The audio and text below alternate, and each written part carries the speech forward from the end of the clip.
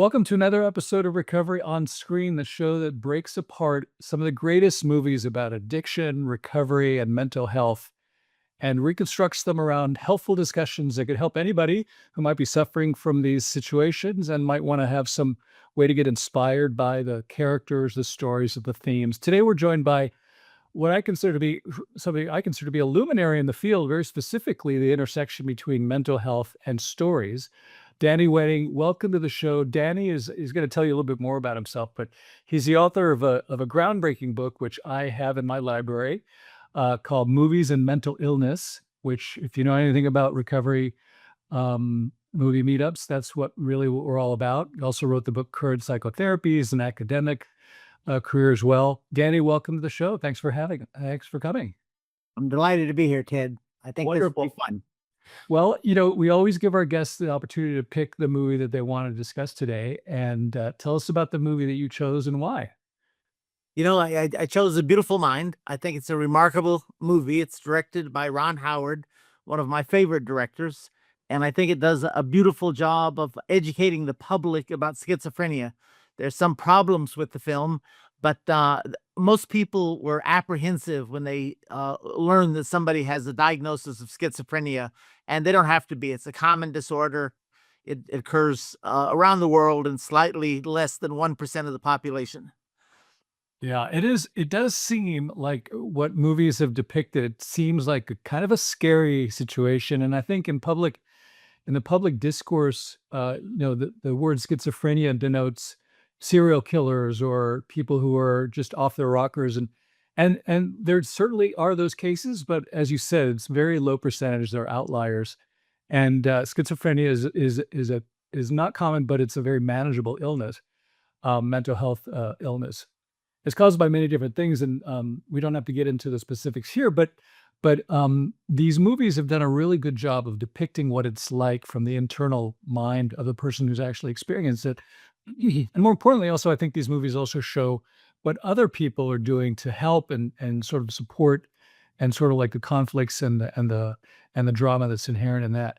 What would you say about Beautiful Mind that really stuck out to you as one of the most powerful things about it in terms of like its contribution to the conversation about schizophrenia and mental health generally?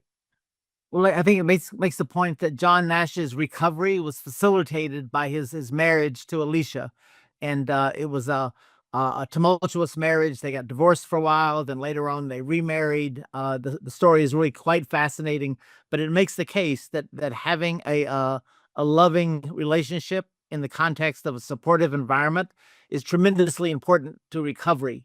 It's necessary but not sufficient, and many films suggest that love is the answer. And if you only love somebody enough, they're going to get better. And the fact that doesn't often happen. You find the same thing with alcoholism or substance abuse. That simply loving somebody is not enough to ensure their recovery. Absolutely. And we've seen that in movies in the Recovery Movie Meetups program that stand out and say exactly that. Primary among them would be A Star is Born, where the love of Lady Gaga is not enough to stop the actor from seizing his addictive behaviors. And we also see them leaving Las Vegas in a very dour depiction of somebody who's really wanting to love somebody, but who unfortunately wants to drink himself until the very end. And A so really powerful movie. I loved Leaving Las Vegas. That it's was just an amazing film. I never get tired of watching it personally. And it's in our program. Both movies are in our program. But you're right. I think the idea that love is helpful, but is insufficient. And there's another movie in our program called Words on Bathroom Walls, which is specifically about a young man with schizophrenia. And that does explore the love of a father and a mother trying to help their son with his schizophrenic disorder. And something that stands out in both movies is sort of like the very, I wouldn't say over the top, but very visual depiction of what those schizophrenic hallucinations look like. Mental illness, as depicted in these movies, creates these convincing alternative realities that actually feel more real than actual reality. What are your thoughts on how it's conveyed in Beautiful Mind? Um, it, it, the way it's conveyed is somewhat problematic. because the reality is that hallucinations and delusions are key features of schizophrenia, and they're commonly found on the schizophrenia spectrum. We now think about schizophrenia as not a series of discrete diagnoses, but rather as a spectrum disorder. And we uh we know that John Nash is suffering from a serious mental disorder. He's probably uh probably going to recover, but not anytime soon. Yeah. Now, another thing that comes up in the movie, which comes up in a lot of movies about mental health, is the issue of medication. John stops taking his medication and goes backwards in terms of his diagnosis and treatment, and he has a conflict with his doctor about the fact that he thinks that he can beat his problem through reason and logic alone, when in reality he can't. But he also has the flip side of that, like these pills that he's taking, sort of take that ability, his genius away from him. A lot of the movies in our program have that dichotomy, that fiction, that medication is necessary, but it comes up with a little bit of a pushback. What are your thoughts on that aspect of the story, and did they get it right? Um, Unfortunately, that they didn't, and the fact is that the first line treatment for schizophrenia is almost always medication. And I've seen lots of patients get better as a result of medication. Some got worse. In the film, Russell Crowe's character of John Nash says he puts himself on a diet of the mind, and it's overly optimistic, suggesting that willpower alone is sufficient to overcome a disease like schizophrenia. And it might have worked for John Nash, but it won't work for 99% of the people who carry that diagnosis. Mhm. One of the things the film did do is it shows uh, John Nash's frustration with impotence, which is one of the side effects of a lot of antipsychotic medications, and it was frustrating for both him and his wife. And there's a very dramatic scene where she smashes a mirror in the film, and the fact is that most people need medication to get better. The film also shows John Nash getting insulin shock therapy, and I think a lot of people confuse it with electroshock therapy, which is a very different treatment. But both were used in the mid 50s for the treatment of schizophrenia. Mm. Yeah, and you're right, and again, Hollywood sort of depicts the treatment of serious mental illness in a way that can look very, very scary on the outside, like electroshock, being on a bed. Requiem for a Dream has a scene where Ellen Bernstein is giving electroshock at the end of that movie. It's a harrowing scene, and of course the movie One Flew Over the Cuckoo's Nest and several others. And of course, if you've read Sylvia Plath's book, she has a very vivid depiction of her insulin therapy as well. And of course, it's not necessarily that harrowing. Actually, I've known a lot of people who've done electroconvulsive therapy, and it's really helped them quite a bit. And it's not as nerve wracking or terror inducing as it looks like. In fact, I think before they wouldn't sedate people. Now I guess they put them completely under and do it while they have no recollection of it ever having happened. So, And electrodes were once placed on either side of the head, and so the current went left to right or right to left. And now it's unilateral more commonly, so only one hemisphere is involved, typically the right hemisphere. got it, got it. And then there's another interesting aspect of the movie that I wanted to discuss with you is this idea that mental illness goes a little bit hand in hand with intellectual gifts, creativity, and genius. We've seen this in another movie called Playing with Fire, about somebody who's a poet and really, he feels like his mania is what gives him his life, his feeling of fulfillment creatively, allows him to do that. And there's a lot of stories of people who felt like their creativity and genius had been sapped by medications. What do you think of that? And I think there's several books about the topic. What are your thoughts on that dichotomy? And do you think that mental illness is might be necessary in certain circumstances? It's an attractive thought. One of the poets, I think it was Goldsmith, wrote, "Genius is to madness near allied," and thin partitions do, their bounds divide. Uh, so throughout history, people have looked for a link, and they've looked at people like Van Gogh and tried to link his creativity to his history of mental illness and cutting off his ear and so forth. Mhm. But uh, in general, I think that disease like schizophrenia tends to truncate creativity rather than enhance it. So John Nash would certainly be the exception, but I think that's one of the things the film gets wrong. Most people are not of John Nash's intellectual caliber. Most people can't put themselves on a diet of the mind, and most people need help with psychotropic medication. Yes.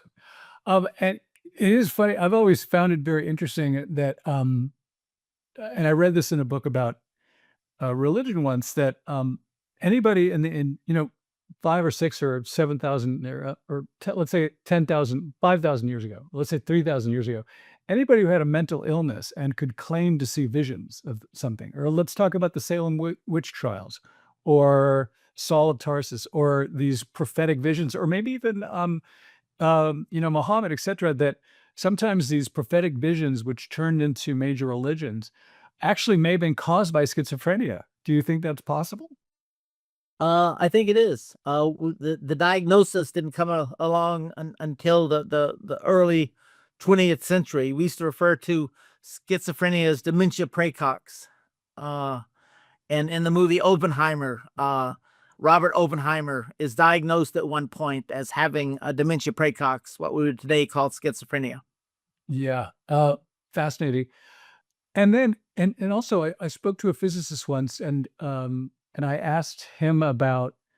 I was trying to develop a screenplay about a young physicist who has autism, and has come up with a crazy solution to some huge problem that could change the world of physics, but nobody really believes him because he has autism. And I said, "Is that possible?" And he said that there is the prevailing notion that autistic children, or people with mental health diseases, have some sort of like view of reality which is so novel that it just might come up with something really truly innovative. But he said that over time that isn't the case, and they can't follow through. And so they might come up with like a very original idea, but when it's backed up by actual science to verify it, it kind of falls apart. But I think movies have done a lot to popularize the notion that it's the crazy ones that really have the best ideas. It's popular but misleading. And the fact is that a good idea may come to someone because of their mental illness, but the protracted effort and energy necessary to see that idea to its natural conclusion is almost always missing, especially with a disease like schizophrenia.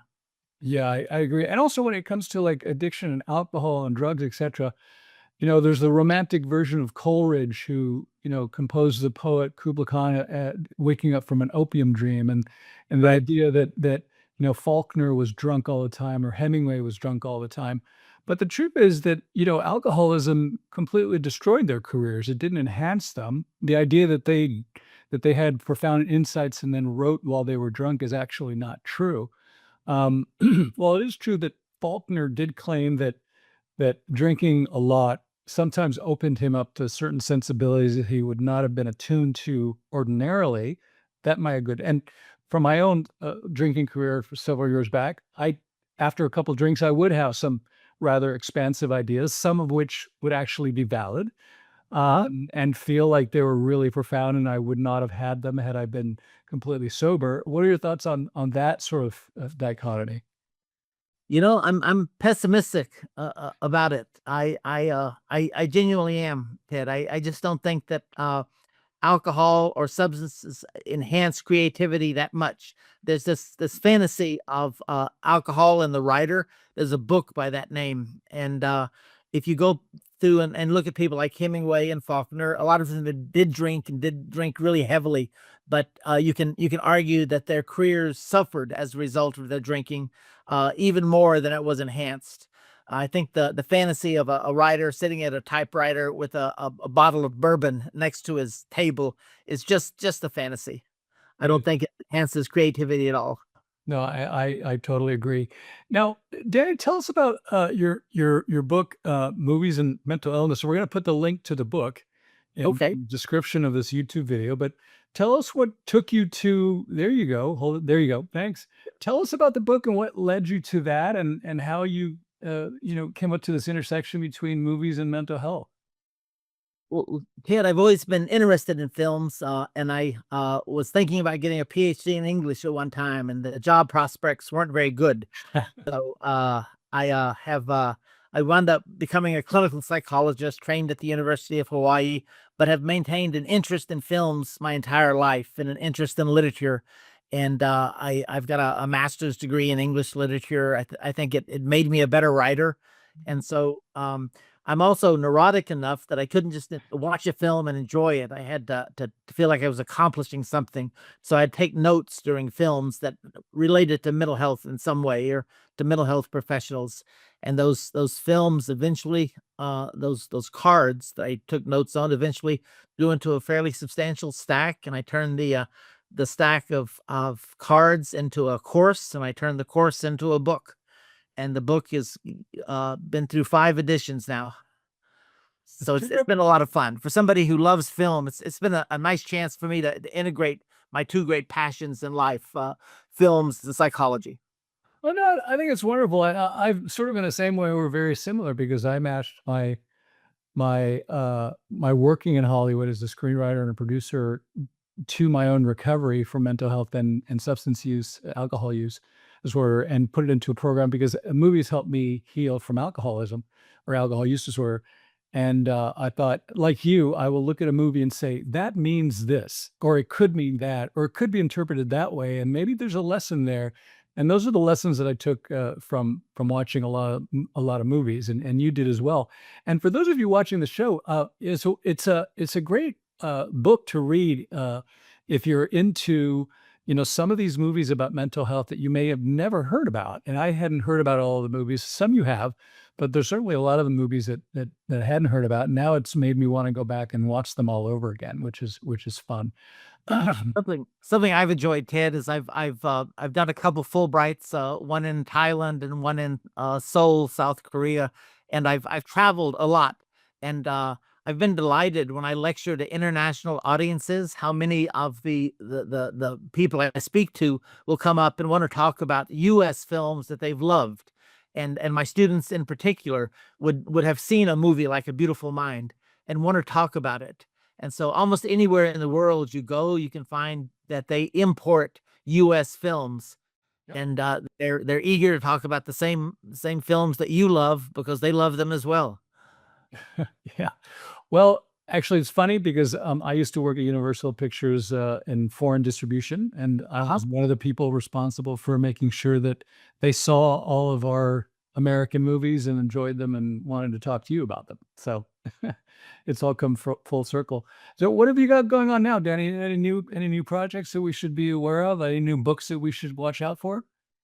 I just finished up a book that is an edited volume looking at psychology around the world. It's called the Handbook of International Psychology. Oh, And I was pleased to do that. And we look at psychology in about 127 different countries. And then recently published this book titled Movies, Miniseries, and Multiculturalism. And here okay. too, it's a textbook designed to use films to introduce people to cultural differences. And so we have a lot of international films where we talk about the way the movies tie into the culture of the country in which they were filmed.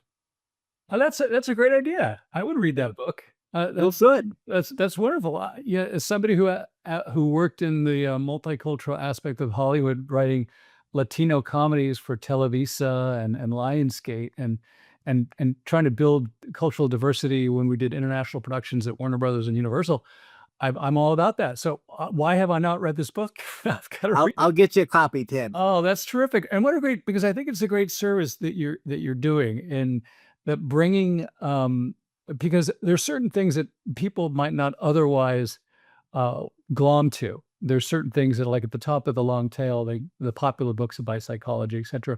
But there's a lot of really great books that talk about things And if told through the perspective of something that is universally loved, like movies or miniseries or things like that, that's actually a great entry point. That's the whole basis of our program.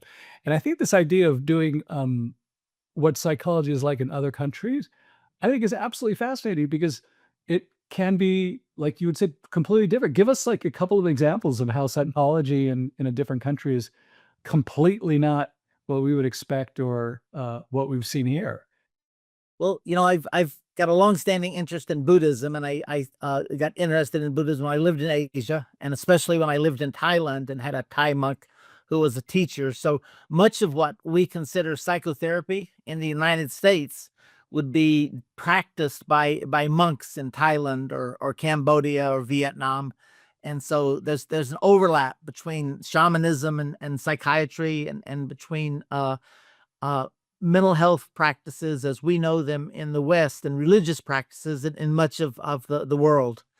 And you also find that psychology is viewed with suspicion in much of the world. Oh, And an example is Cambodia and Pol Pot. And when he came to power, and the Killing Fields is a very powerful movie that I'm sure you've seen along the way. And I lectured in Phnom Penh, and when I was there, I was taken to the psychology building, and Pol Pot, who had been a very poor student, hated intellectuals. And so I went up to the sixth floor of the building, and a number of psychologists had committed suicide by jumping off the top floor when they learned that Pol Pot's thugs were coming to execute them. They just went ahead and committed suicide. So you don't you think about psychologists as being kind of pointy-headed intellectuals and not getting involved in political discourse very much, but they certainly did in Phnom Penh. wow. Yeah, no, I saw the movie and I visited Phnom Penh as well. It's lovely people. It's hard to think that that actually happened there because there's such kind, gentle people. But About a third of the population was killed. yeah, Yeah. And Thais are like that as well. The most loving, kind, generous, gracious people in the world. yeah. Well, I mean, as they say, the banality of evil, as they say. Um, well, Danny, wonderful. I can't wait to read your new books. I've enjoyed your current book. I know I don't have the current version, but I'm going to get a copy of the most updated version because there's 5 iterations of it. So Yep. I'll make sure to get the latest one. Any parting thoughts about what you think somebody might want to watch out for in A Beautiful Mind that could help them in their own mental health struggles? Well, I think you come away with a sense of optimism, and John Nash is somebody who recovered and coped with his illness. His diet of the mind apparently was successful in his case. He had a rewarding life. The movie downplays some of the struggles that he went through, and he and his wife had a lot of tension that you don't see in the film. But overall, the message is that some people with a diagnosis of schizophrenia do recover with or without medication. It looks like about maybe 1 in 5, maybe somewhat less, can have a full recovery from the illness. And also, schizophrenia usually is something that turns up in your late teens or early 20s. So in John Nash's case, it was in the 30s, which was somewhat late onset. And As you probably know, John Nash has a son who has schizophrenia, who's probably more debilitated than his dad ever was, and he has had to struggle with that illness. But overall, the message is that people can and do recover. That love is important, it's necessary, but not sufficient, and to have some hope. Oh, hope is great. Yeah, that's important as well. Danny, thank you so much for contributing to this episode of Recovery on Screen. The movie is A Beautiful Mind, and it's part of the Recovery Movie Meetups program. And of course, it's available on all digital platforms. If you have any comments about what you've seen, or if you have any thoughts about what this movie may have meant to you, please by all means drop us a line at ted@recoverymoviemeetups.com. And we'll have contact information for Dan if you want to reach out to him in the discussion in the description, as well as links to his book. And thank you, Danny, for joining us. And we'll see all of you next time on Recovery on Screen. Thank you, Ted.